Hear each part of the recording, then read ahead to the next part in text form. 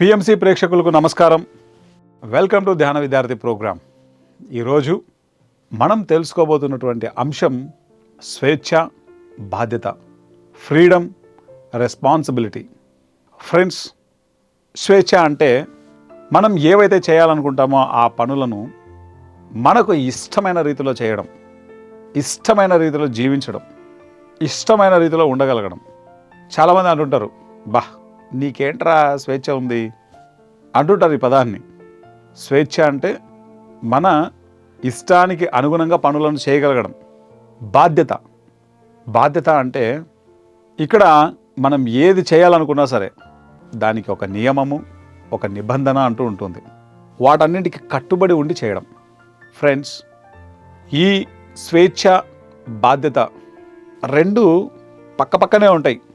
ఇది చాలా important topic. దీన్ని గుర్తుపెట్టుకోవాలి. ఎవరైనా సరే ఇది మన జీవితంలో ఉంది అంటే సక్సెస్ పక్కనే ఉంది అని అర్థం. స్వేచ్ఛ అనేది నాణానికి ఒక బొమ్మ అయితే బాధ్యత అనేది ఆ నాణానికి బొరుసు లాంటిది. బొమ్మ బొరుసు ఉంటేనే ఆ కాయిన్కి వాల్యూ, లేకపోతే వాల్యూ ఉండదు. స్వేచ్ఛ ఎక్కడైతే ఉంటుందో బాధ్యత అక్కడ శివతాండవం చేస్తుంటుంది. ఒకవేళ అలా లేకపోతే మన శవం పడుతుంది అక్కడ. ఫ్రెండ్స్, చాలామంది స్టూడెంట్స్ 10th క్లాస్ అయిపోతానే ఒక్కసారిగా వాళ్ళకు ఫ్రీడమ్ వచ్చేస్తుంది. ఆ ఫ్రీడమ్ని కరెక్ట్గా ఉపయోగించుకుంటే లైఫ్లో ఎన్నో అద్భుతాలు సృష్టిస్తాడు ఆ స్టూడెంట్. అదే స్టూడెంట్ ఆ ఫ్రీడమ్ని కనుక తప్పుగా ఉపయోగించుకుంటే వాళ్ళ జీవితంలో వినాశనం ఉంటుంది. 10th క్లాస్ వరకు ఎంతో పద్ధతిగా ఉంటారు. ఎందుకంటే టీచర్స్ కన్సర్న్ చాలా ప్రాపర్గా ఉంటుంది, పేరెంట్స్ కన్సర్న్ చాలా ప్రాపర్గా ఉంటుంది. అంత మెచ్యూరిటీ ఉండదు అక్కడ. కాబట్టి అన్నీ పర్ఫెక్ట్గా ఉంటాయి. కానీ ఇంటర్మీడియట్కి వచ్చేసరికి నిన్ను పట్టించుకునేవాడు ఎవరు ఉండరు. నీ టీచర్ నిన్ను పట్టించుకోడు, నీ పేరెంట్స్ నిన్ను పట్టించుకోరు. నీకు వచ్చేటువంటి సర్కిల్ అనేక ప్లేసెస్ నుంచి వస్తుంది. దాంట్లో అందరు కలగలిపి ఉంటారు. మంచి ఉంటుంది, చెడు ఉంటుంది, అన్నీ ఉంటాయి అందులో. కానీ అక్కడ నువ్వు బాధ్యతగా ప్రవర్తించాలి. స్వేచ్ఛ అన్నది ఎంత ఇంపార్టెంటో బాధ్యత అన్నది కూడా అంతే ఇంపార్టెంట్. ఎవరి జీవితంలో స్వేచ్ఛ, బాధ్యత అన్నవి ఉంటాయో వాళ్ళ జీవితాలు అద్భుతంగా ఉంటాయి, అందంగా ఉంటాయి, ఆనందంగా ఉంటాయి. ఎందుకని? ఒక చిన్న ఎగ్జాంపుల్ చూద్దాం. మనకి ఎవరైనా ఒక పని అప్పచెప్పారు, దాని తగిన ఫ్రీడమ్ ఇచ్చారు. ఆ ఫ్రీడమ్తో పని చేయడం ఎంత ఇంపార్టెంటో దాని మీద ఓనర్షిప్ తీసుకొని కంప్లీట్ బాధ్యతతో ఆ పనిని చేయడం మన లోపల ఒక శక్తిని, మన లోపల ఒక సాటిస్ఫాక్షన్ని, తృప్తిని, మన లోపల ఒక బ్లిస్ఫుల్ స్టేట్ని, ఒక ఆనందాన్ని తీసుకొస్తుంది.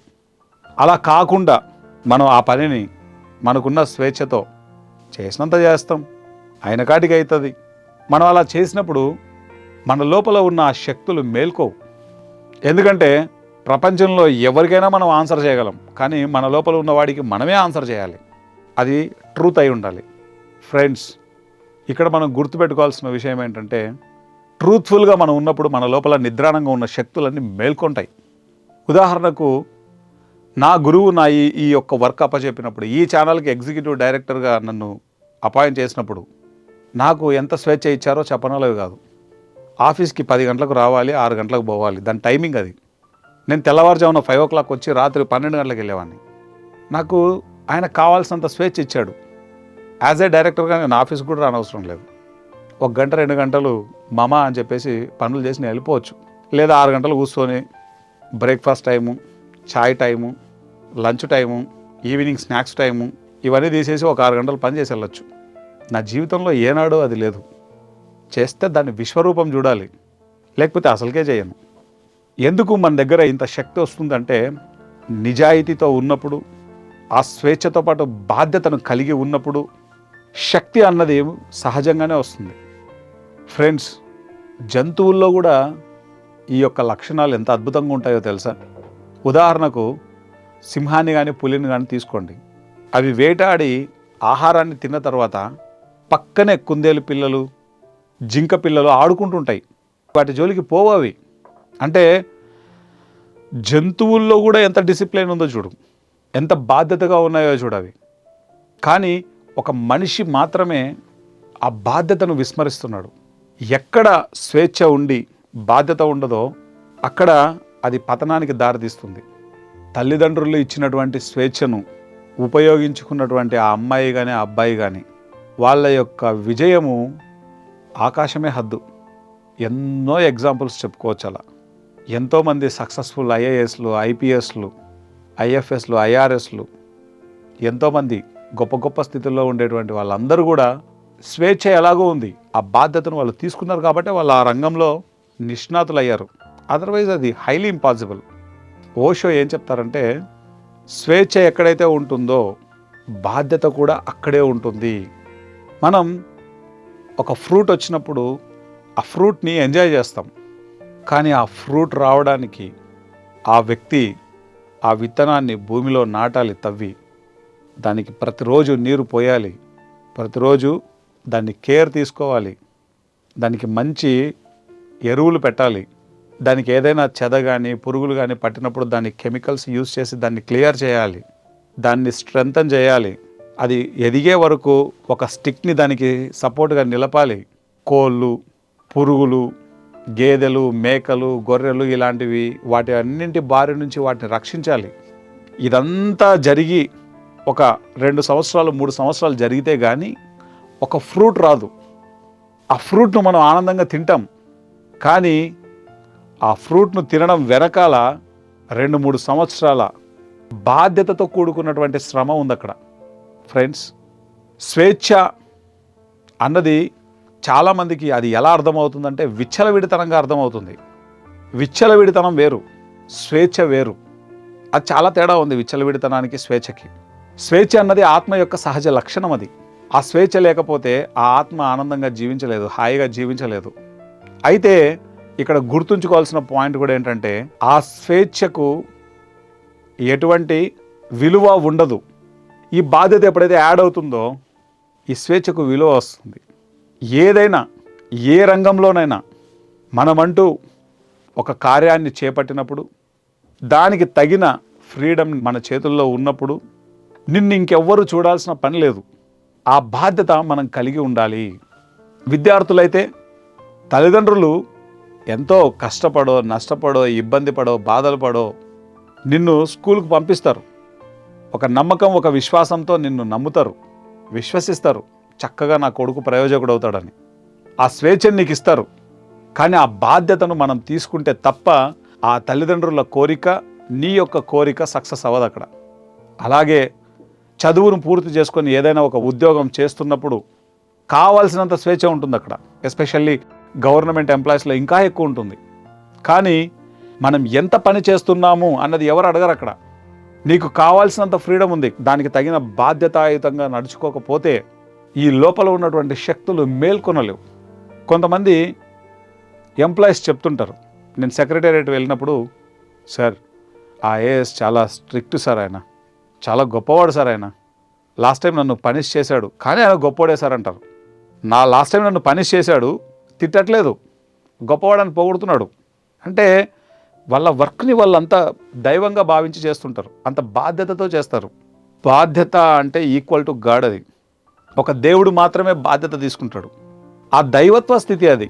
ఆ దైవత్వ లక్షణాలు ఉన్న వ్యక్తి మాత్రమే బాధ్యతను తీసుకుంటారు. మిగతా వ్యక్తులు తీసుకోరంతే. ఎందుకంటే ఆత్మ ఆ స్థాయిలో లేదు. ఆ ఆత్మ ఆ స్థాయిలో ఉంటే నువ్వు చెప్పాల్సిన అవసరం కూడా లేదు బాధ్యత తీసుకోమని. ఇక్కడ ఇంత అద్భుతమైనటువంటి టాపిక్ ఫ్రెండ్స్ ఇది. స్వేచ్ఛ ఎక్కడైతే ఉంటుందో బాధ్యత అక్కడ ఉంటుంది. ఆ బాధ్యత లేని స్వేచ్ఛ మన పతనానికి కారణమవుతుంది. చాలామంది స్టూడెంట్స్ స్మోక్ చేస్తారు చిన్న ఏజ్లో, ఆ ఫ్రీడమ్ని దుర్వినియోగం చేసుకుంటారు. చిన్న ఏజ్లో పార్టీలన్నీ ఆల్కహాల్ తీసుకుంటారు, ఆ స్వేచ్ఛను దుర్వినియోగం చేసుకుంటున్నారు. డ్రగ్స్ వాడతారు, తల్లిదండ్రులు ఇచ్చిన స్వేచ్ఛని దుర్వినియోగం చేసుకుంటారు. ఆ తర్వాత జీవితంలో వాళ్ళు పడే బాధలు వర్ణనాతీతం. మన భారత రాజ్యాంగంలో ఈ యొక్క విషయాన్ని మెన్షన్ చేశారు. ఏమని? రైట్స్ అండ్ రెస్పాన్సిబిలిటీస్ రెండూ ఉండాలి. మనకున్న స్వేచ్ఛతో పాటు బాధ్యతతో ఉండటం కూడా ఉంటుంది. ఈ రెస్పాన్సిబిలిటీతో ఉండడం లేకపోతే అక్కడ ఏ గ్రోత్ ఉండదు. ఎనీ ఆర్గనైజేషన్, ఎనీ కంపెనీ, అది ఏదైనా కావచ్చు ఈ భూమండలం మీద. ఒకసారి ఒక వ్యక్తి నా దగ్గరకు వచ్చాడు. ఆ బైక్ కాస్ట్ దాదాపు ఒక 20 లక్షలు ఉంటుంది. మంచి పెద్ద బైకు. ఎంత అందంగా ఉన్నాడో చెప్పనాలో కాదు. వచ్చి నన్ను 100 రూపాయలు ఇవ్వండి సార్ అని అడుగుతున్నాడు. వాడు ఎవడో తెలియదు 100 రూపాయలు అడుగుతున్నాడు. అర్థం కావట్లేదు నాకు కొద్దిసేపు. తీరా ఆ అబ్బాయి అడిగేటువంటి విధానం చూస్తే పిచ్చి పిక్స్కి వెళ్ళిపోయింది. అంత దిగజారిపోయి అడుగుతున్నాడు. ఆ బైకుని చూస్తే అరే నీకెందుకు డబ్బులు ఇవ్వాలరా నాయన, నువ్వే నాకు ఇవ్వాలి డబ్బులు, ఆ రేంజ్లో ఉన్నాడు ఆ అబ్బాయి. కానీ ఆ సిగరెట్స్కి అంత అడిక్ట్ అయిపోయాడు. ఆ బైక్ను అమ్ముకోలేడు, కానీ వాడికి డబ్బులు కావాలి.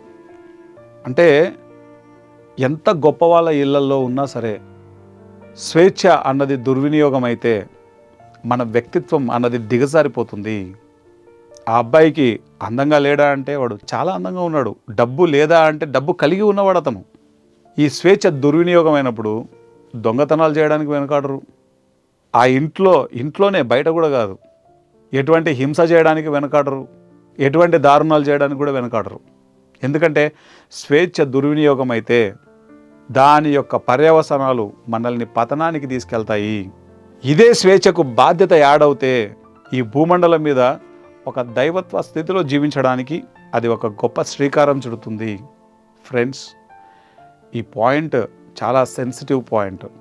దీన్ని మనం అర్థం చేసుకుందాం. మనం చదివే చదువు తల్లిదండ్రులు చూస్తున్నారా చూడలేదా అని ఎప్పుడు మనం వాళ్ళ కోసం మనం చదవట్లేదు. మనం జ్ఞానాన్ని తెలుసుకోవడం కోసం చదువుతున్నాం.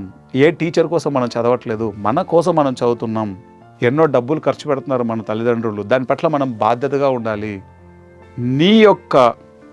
నువ్వు చేసేటువంటి పని పట్ల, నువ్వు చదివేటువంటి చదువు పట్ల, నీకు ఇవ్వబడిన స్వేచ్ఛతో పాటు నీవు బాధ్యత కలిగి ఉంటే అది అద్భుతం. ఆ బాధ్యత కలిగి లేకపోతే నీ జీవితం నీకు ఉపయోగపడదు, నీ పక్కనోళ్ళకు ఉపయోగపడదు. అది ఎవరికి ఉపయోగకరం లేని జీవితం అవుతుంది. కాబట్టి ఏ అద్భుతాలు సృష్టించిన వ్యక్తి అయినా సరే ఆ స్వేచ్ఛతో పాటు బాధ్యత ఉంది. మనము ఎంతో మందిని చూస్తూ ఉంటాం, ఎన్నో ఎగ్జాంపుల్స్ చెప్పుకోవచ్చు.